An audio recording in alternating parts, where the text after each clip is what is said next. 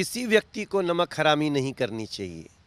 जनता से नमक हरामी तो बहुत ही निंदनीय है। लोक आस्था का महापर्व शुरू हो गया है और इसी के साथ इस पवित्र महापर्व पर घटिया सियासत भी। नमस्कार, बिहार तक देख रहे हैं आप और मैं हूं आपके साथ रश्मि। राजधानी दिल्ली में सार्वजनिक स्थानों पर छठ पूजा मनाने को लेकर पाबंदी लगाई गई है। अब इस पाबंदी को लेकर सियासत अपने परवान पर है। जैसा कि आपको मालूम है कि कोरोना वायरस को लेकर इस तरह की पाबंदी पहली मर्तबा लगाई गई है। चूंकि छठ पूजा लोगों की आस्था से जुड़ा हुआ पर्व है या यूं कहें महापर्व है, जिसकी वजह से कुछ राजनीतिक पार्टियां या यूं कहें कुछ नेता अपना चेहरा चमकाने की भरपूर कोशिश कर रहे हैं।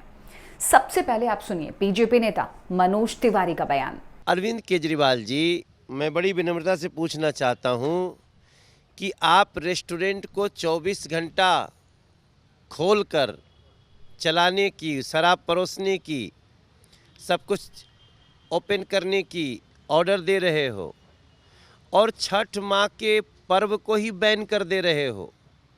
विद सेफ्टी नॉर्म्स छठ भी हो सकती है ना भैया। आप भीड़ मत जाने दो, आप संख्या निश्चित करो। एक छठ व्रती के साथ 5 से ज़्यादा लोग नहीं जाएंगे। एक जगह 100 से ज़्यादा लोग इकट्ठा नहीं होंगे सोशल डिस्टेंसिंग में होंगे, जो भी होंगे वो। तो छठ माँ का त्यौहार हो गया। आपके साप्ताहिक बाज़ार खुले हैं।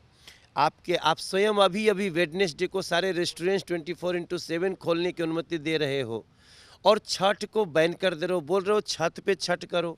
अरे भैया, छठ घाटों को स्वच्छ करके छठ होता है, जल के किनारे छठ होता है, छत पे छठ नहीं होता है। तो ऐसे में खुद अरविंद केजरीवाल जी दिवाली मनाने के लिए कितनी भीड़ के साथ अक्षरधाम मंदिर में टीवी पर लाइव कराए। क्या ये डबल स्टैंडर्ड है?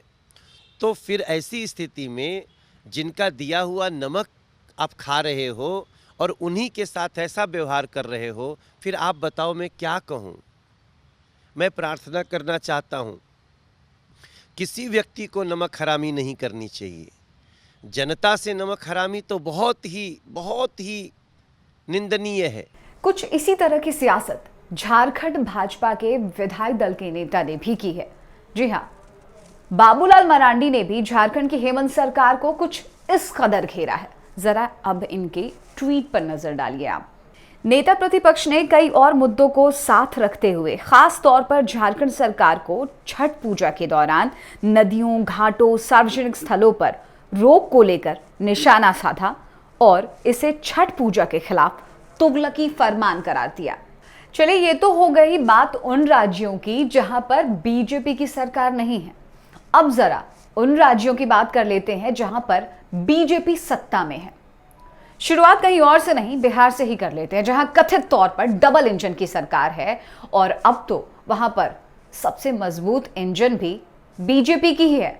जैसा कि हमने आपको कुछ दिनों पहले भी बताया था कि सरकार की तरफ से एडवाइजरी आई हैं, कुछ दिशा निर्देश जारी किए गए हैं, गाइडलाइंस जारी किए गए हैं कोरोना काल में किस तरह से छठ पूजा मनाना है। तो एक आदेशनुमा एडवाइजरी आई, उसके तहत लोगों से ये अपील की गई है कि लोग छठ पूजा घाटों पर नहीं, नदियों पर नहीं, बल्कि अपने अपने घरों में मनाएं। पर अफसोस कि यहां मनोज तिवारी जैसे कलाकार सरीखे नेताओं को ना तो दर्द होता है, ना तो यहां पर इन्हें कोई डबल स्टैंडर्ड नजर आता है। चलिए बात कर लेते हैं खट्टर सरकार की, यानी हरियाणा सरकार की, या यूं कहें भाजपा सरकार की। दोयम और दोहरी राजनीति करने वाली हरियाणा सरकार की छठ पूजा को लेकर इन गाइडलाइंस, एडवाइजरी, कायदे कानून को लेकर आप क्या कहेंगे? इसमें गैदरिंग काफी ज्यादा होती है। इस बात में कोई अतिशयोक्ति नहीं है कि 20-25 हजार लोग भी आ जाएं, क्योंकि घाट की अगर हम आकार को देखें या उस सड़क पे आने जाने वालों को देखें तो 20-25 हजार की जनसंख्या जो है उस हिसाब से काफी ज्यादा हो जाती है। तो उन सभी लोगों से विचार करने के बाद यही एक निष्कर्ष निकला कि अब की बार लोगों से अपील की जाए कि जो लोग इस पर्व को मनाते हैं उसको अपने श्रद्धा भाव से अपने स्थानों पर ही मनाएं। जो भी उनको टेम्परेरी इंतजाम करने पड़ते हैं, जो पानी की आवश्यकता रहती है, वो भी उन्होंने सुझाव दिया कि ये घर में कोई टब है या कोई गड्ढा खोद के है, किसी भी तरीके से ये व्यवस्था की जा सकती है। तो सारी चीजों के मद्देनजर हमने फिर इसकी अनुमति नहीं दी और उसके लिए कोशिश की जा रही है कि सभी को ये सूचना पहुंच जाए कि अब की बार किसी भी सार्वजनिक स्थान पे, छठ पूजा घाट पे पर्व मनाने की अनुमति नहीं है। तो सर किसी तरह से कोई बीच का रास्ता नहीं निकाला गया, क्योंकि लोगों की भावनाएं भी जुड़ी हैं, धार्मिक भावनाएं हैं इसके साथ? बीच का रास्ता किसी भी तरीके से इसका निकल नहीं रहा है। सुना आपने, बीच का रास्ता इसका किसी भी तरह निकल नहीं पा रहा है।